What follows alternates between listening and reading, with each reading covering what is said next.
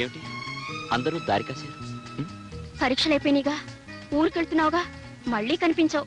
అందుకని మేమంతా కలిసి నిన్ను మాట్లాడగాలి. ఏమిటది? 3 సంవత్సరాలు కలిసి చదువుకున్నాం, ఇప్పుడు విడిపోతున్నాం.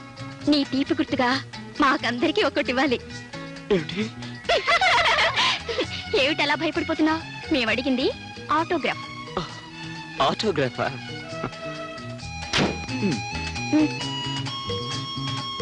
ఒరే రాంబాబు, పూర్వజన్మలో ఏ అడవిలో ఏ చెట్టు కింద కూర్చొని ఏ దేవుడు గురించి తపస్సు చేసి ఆడవాళ్ళని అట్రాక్ట్ చేసే వరం సంపాదించావో చెప్పరా?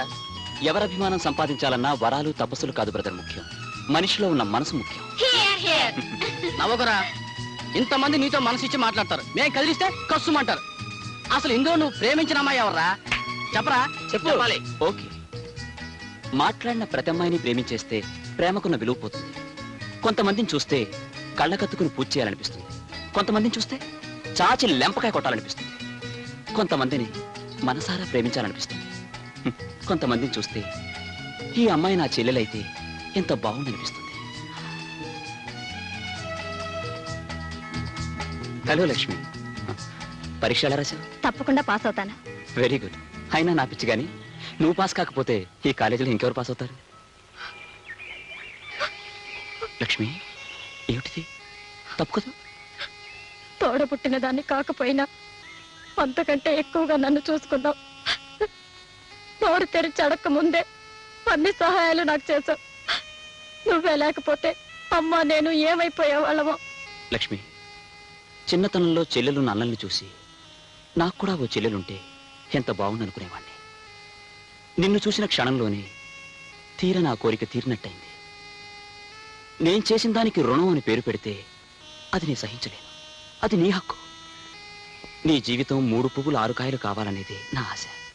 పిచ్చిదానా, నీ మొగుడు తిట్టాడని మూలని ఏడుస్తూ కూర్చుంటే చాలదు. నీ మొగుడు ఎందుకు తిట్టాడు?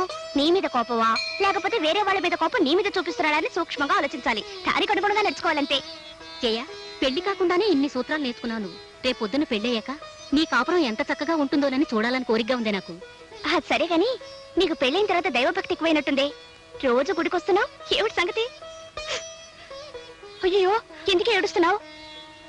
మా ఆయన ఇంకో దాన్ని పట్టాడు, ఇక మీద దాంతోనే ఉండిపోతాట. అందుకని నీ కంగారు పుట్టి కళ్ళనీళ్ళు పెట్టుకుంటూ కనిపించిన ప్రతి దేవుడికి కొబ్బరికాయ కొట్టమన్నమాట.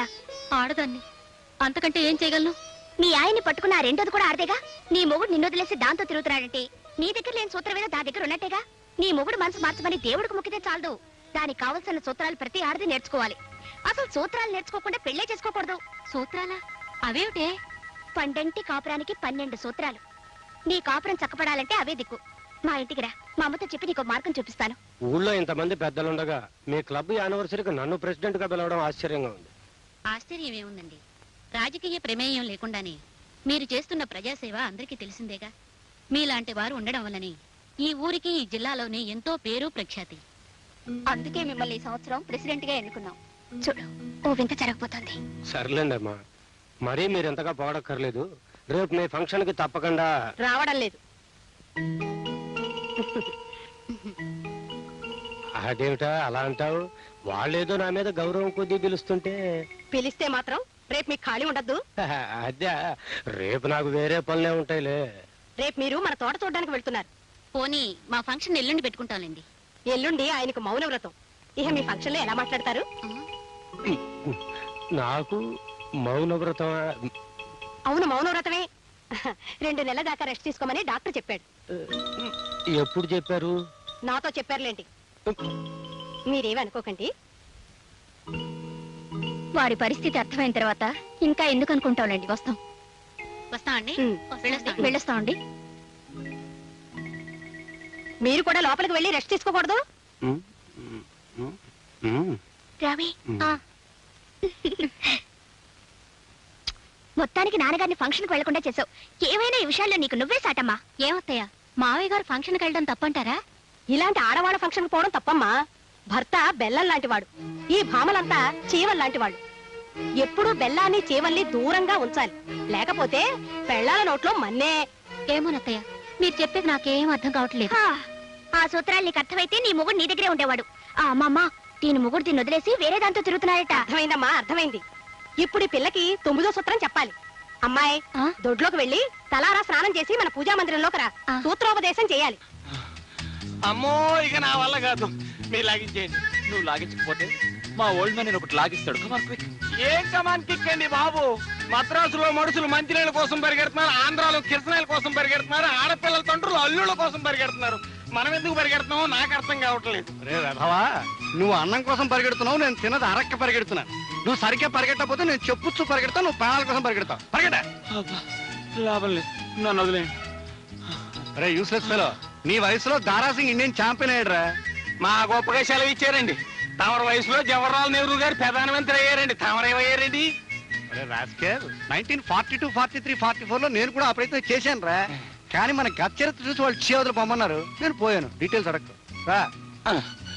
ఒరే తమ్ముడు, అక్కడ గట్టేరా. నువ్వు పాలు బతికరా, నేను లోనికి కేకేసుకుంటాను. దండాలి బాబు గారు. అబ్బాయి గారు ముందు వెళ్ళిపోతున్నారండి. బంగారం లాంటి బంగారం కనిపించాక కాళ్ళు కూడా ముందుకు వెళ్ళవరా నువ్వు. ఏ బంగారం, మిలిటరీ నుంచి మీ ఆయన ఉత్తరాలు వస్తున్నాడే. ఏం ఉత్తరాలు ఏం పాడు, నెలకో ఉత్తరం ముక్క రాస్తున్నాడండి. చెయ్యాదవా.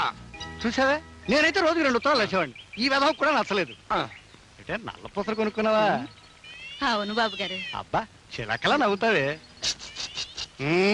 మిలిటరీలో ఉన్నాడు రా, మరేం పర్వాలేదు. అయినా మన బంగారం ఏమనుకోదురా.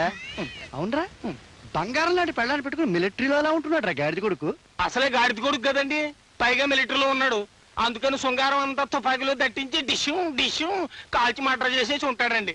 అదేం కాదండి, మా ఆయన నా గురించి భలే ఘాటుగా రాస్తాడండి. రాస్తాడు, నేను రాస్తాను 16 టావులు. ఎందుకు వేస్ట్? మాటల్లో కాదే, చేతల్లో చూపించాలి. అయినా నీలాంటి బ్యూటీని డ్యూటీ కోసం వేస్ట్ చేయడం నాకు బొత్తిగా నచ్చలేదే. 1952, 53, 54 లో నన్ను మిలిటరీలోకి రమ్మన్నారు, నేను వెళ్ళానా? ఎందుకు వెళ్ళలేదు? మిలిటరీలో ఆడవాళ్ళు ఉండరని. కరెక్ట్. అందుకదా యాదవా, పెళ్ళం కోసం దేశాన్నే త్యాగం చేసిన వాడిరా నేను. అయినా మొగుడు లేకుండా ఎలా జీవిస్తున్నానే? నేను చూస్తే నాకు జాలేస్తుంది. ఓ పంచు. ఏం చేయమంటారు బాబు గారు? అది కాదు, ఇక్కడ డీటెయిల్స్ కుదరవు కానీ నీ పనంతా అయిన తర్వాత ఒకసారి కనిపించు. చేదరా అన్నపూర్ణ, బీరువా తాళం చేతులు ఎక్కడ? గుచ్చేస్తున్నావా? ఎలాగో వచ్చారుగా కర్పూరం వెలిగించి దండం పెట్టుకోండి. నాకేం అభ్యంతరం లేదు. ఏమిటో డీటెయిల్స్ మిస్ అవుతున్నాయి. ఎక్కడా మా ప్రైవేట్ గార్డు? ఆయన ఎవరండి? ఇంకెవరు? శ్రీ శ్రీ శ్రీ శ్రీ శ్రీ గోపాలకృష్ణుడు. మహానుభావ మార్తాండ తేజ గోపాలకృష్ణ, పాహిమాం పాహిమాం పాహిమాం. నువ్వు లేకపోతే పూజా మందిరం కూడా చిన్నబోతుంది స్వామి. The great romantic hero of 16,000 ladies. హారతి.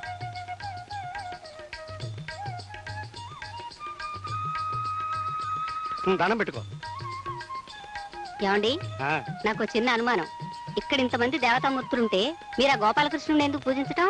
ఆహా, దానికి సశాస్త్రీయమైన కారణం ఉందో. ఏ దేవుడికి లేనంత మంది భార్యలతో మా గురువు గారు కాపురం చేశారు. అంతఃపురంలో 8 మంది, రేపల్లిలో 16,000 మంది, భక్తురాలు రాధని ఏకకాలంలో ఏలుబడి చేసి దేవుళ్ళందరిలో చరిత్ర సృష్టించిన దేవుడు ఎవరు? మా గోపాలకృష్ణుడు గారు. అందుకే వారికి నేను భక్తుణ్ణి, శిష్యుణ్ణి, ఆరాధకుడిని.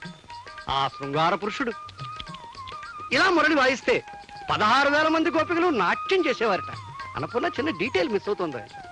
ఈయన అవతారం చాలించాక ఆ మురళి ఏమైంది, ఎవరు తీసుకువెళ్లారు, ఎక్కడుంది? ఆ విషయాన్ని పోతన్న గారు కూడా గ్రంథంలో రాయలేదు. ఆ మురళి నాకు లభించుంటేనా మా గురువు గారిని తలుచుకుంటూ జీవితాంతం ఆ మురళినే వాయించుకుంటూ ఆనందంగా బతికేవాడిని. ఛీ, మీరు జీవితంలో బాగుపడరు. తప్పు తప్పు. మా గురువు గారికి దండం పెట్టుకో, పుణ్యం వస్తుంది. స్వామి, మురళి ఎక్కడుందో చూపించు తండ్రి. అమ్మగారు, అమ్మగారు, అమ్మగారు, భలే భలే విషయం, భలే భలే విషయం. సుబ్బులు, నువ్వు భలే భలే విషయం అన్నప్పుడల్లా నా గుండె గబగబా కొట్టుకుంటుంది. ఊళ్ళో ఉన్న వెధవ కబుర్లన్నీ నీకు భలే భలే విషయాలే. ఇది వెధవ కబురు కాదమ్మగారు, పెళ్లి కబురు. అబ్బా, నువ్వు వెళ్ళి పిండి రొప్పవే. ముందు నా తల మీద ఈ బరువు దింపితే గాని నేను ఏ పని చేయలేను అమ్మగారు. చెప్పు. పోస్ట్ పేరు పాపారావు కూతురు వాచ్ పేరు వరహాల గారు కొడుకుతో లేచిపోయిందమ్మా. వాళ్ళెవళ్ళో లేచిపోతే అది నీకు శుభవార్త అంటే? ప్రేమ కోసం వాళ్ళు అంత పని చేస్తే అది శుభవార్త కదటమ్మా. నోరు మూసుకుని వెళ్ళి పిండి రొప్పవే. అట్టాగే అమ్మా. ఏటా దూకుడు, కళ్ళు అప్పట్లేదు. అమ్మగారండి పాలు. ఒరే అప్పుడు, నీ పెళ్ళంతా చచ్చిపోతున్నాను రా. ఈ కబుర్లు మోసే జబ్బు దీనికి ఎక్కడి నుంచి వచ్చిందిరా? ఈ జబ్బు మా ఎత్తకుండేదండి, వారసత్వం కదండి, దీనికి వచ్చిందండి. అవసరం అనుకుంటే నన్నేనే వదిలేస్తుంది కానీ ఈ జబ్బును మాత్రం వదిలిపెట్టదండి. ఈ జన్మకి ఇంతేనండి. అక్క అక్క, రారా తమ్ముడు రా, బాగున్నావా? ఆ, ఇంట్లో అందరూ కులాసయ్యనా? కులాసాయి. ఏమండి, కాబోయే మీ అల్లుడు గారు వచ్చారు.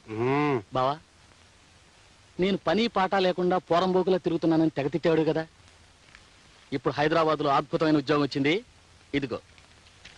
ఇదిగో అపాయింట్మెంట్ ఆర్డర్ చూడు. ఉద్యోగం రావడం గొప్ప కాదురా, దాన్ని నిలబెట్టుకోవాలి, పైకి రావాలి. నీ ఆశీస్సులుంటే తప్పకుండా పైకి వస్తాను బావా. కాకపోతే నువ్వు కొంచెం పెద్ద మనసు చేసుకుని జైన్ నాకిచ్చి పెళ్లి చేసావంటే. జయన్ నీకిచ్చి పెళ్లి చేయాలి. అద్దంలో మొహం ఎప్పుడో చూసుకున్నావురా? బావా, సేవకులు బా. అక్క, అదేమిటండి, సాక్షాత్తు వీడు మా పిన్నమ్మ కొడుకు. జైతో వీడి పెళ్లి జరిపించాలని మొదటి నుంచి అనుకుంటున్నదేగా. నీ ముద్దుల తమ్ముడు శ్రీకృష్ణ లీలలు తెలిసిన వాడెవడు వాడికి పిల్లనివ్వాలని అనుకోడు. శ్రీకృష్ణలీలా అంటే? అంటే నీ తమ్ముడు ఆడపిల్లల వేటలో సిద్ధహస్తుడు అని. బావా, నువ్వు వాళ్ళు వీళ్ళు చెప్పిన మాటలు విని నా మీద నిందలు వేయకు. వాళ్ళు వీళ్ళు చెప్పే కర్మే వచ్చిందిరా. నిన్ను ఆ అమ్మాయిని లాడ్జింగ్ లో పట్టుకుని హ్యాండ్ కర్చీఫ్ తో చేతులు కట్టి నడిపించుకు వెళ్ళాడే సబ్ ఇన్స్పెక్టర్, ఆయన చెప్పాడు. ఏరా, మీ బావగారు చెప్పింది నిజమేనా? ఏదో చిన్న పొరపాటు జరిగింది అక్క. పొరపాటు కాదురా, ఒళ్ళు పొగరు. ఇలాంటి పాడు పనులు చేస్తూ నా కూతుర్ని పెళ్లి చేసుకుంటానని వచ్చి నిన్ను చీల్చి ముక్కలు చేయాలి. ఇలాంటి వాడికి నా కూతుర్ని ఇవ్వడం చస్తే జరగదు. వెళ్ళిపో. వెళ్ళిపోతానక్క.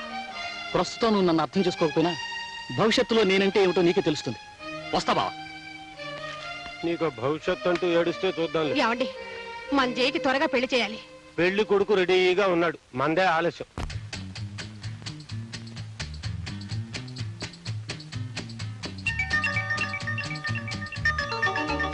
రాజు